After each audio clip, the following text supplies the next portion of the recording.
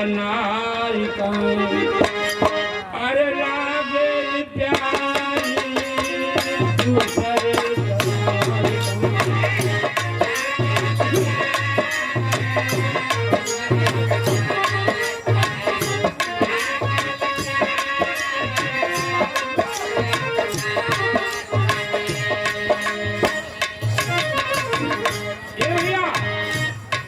परिवार जगनाऊ सुंदर बाम ना भाई, लेकिन दूसरे का परिवार देख के लोग बड़ा परेशान हो जालन, दूसरे का धन दौलत देख के बड़ा परेशान हो जालन।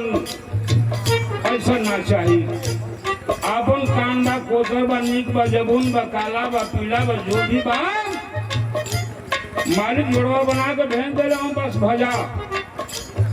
पहला लाइन में काना लगा कर कैसे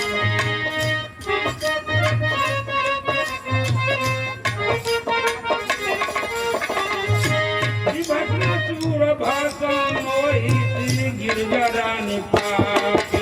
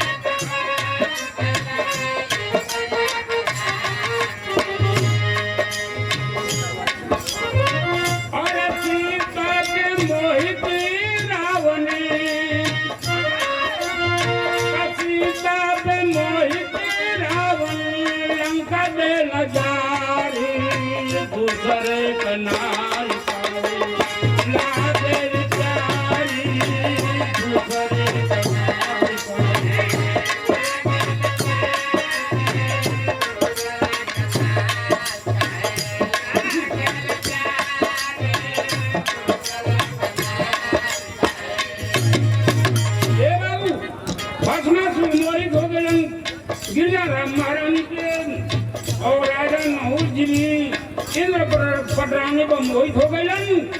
मोहित सीता भी रावण भैरन जो के लंका के जला दिहलन, वो बने आप खुद गलती कैलन। दूसरे बंद में कहना है काम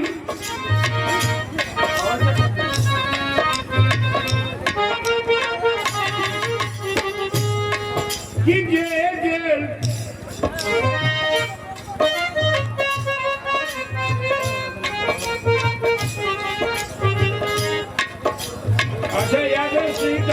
ना भैया,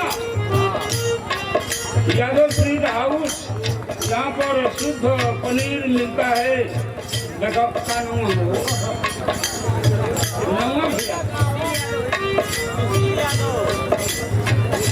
भैया, अच्छा सुधीर यादव जी के देखा भैया, देखा जरूर बा अब बड़ा जरूर लगेगा। भैया के पास पहुँच करके आप अपन काम कराओ। आप भैया की ओर से 51 रुपया का पुरस्कार, बहुत बहुत आशीर्वाद बा।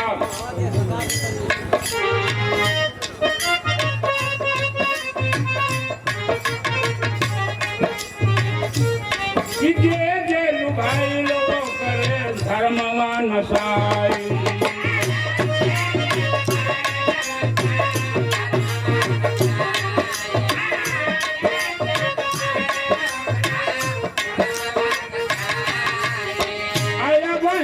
चंदा के दाग ना धोआए,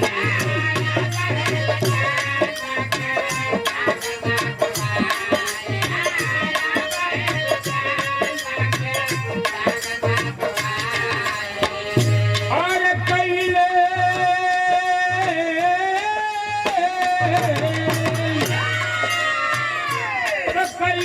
यही आशा थे पग बेचाई।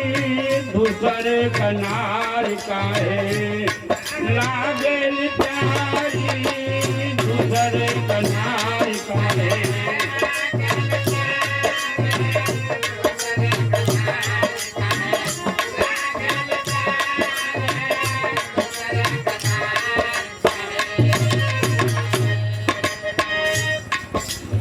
ये बाबू दूसरे किनार लेकर के जे लुभायल बा वो एक दिन जरूर परेशान भइल बा, चाहे वो जैसे वो परेशान होके।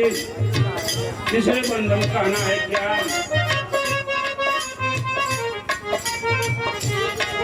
कि बाली मोहित भइले भवय के पाय के।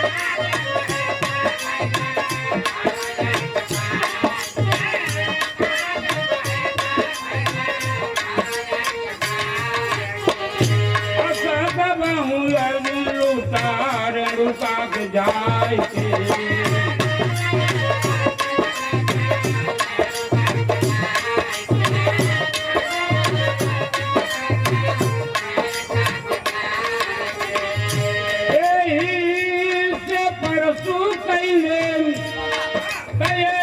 के परसू कैले उनका हथियारी दूसरे कनार काहे लागेल प्यारी दूसरे कनार काहे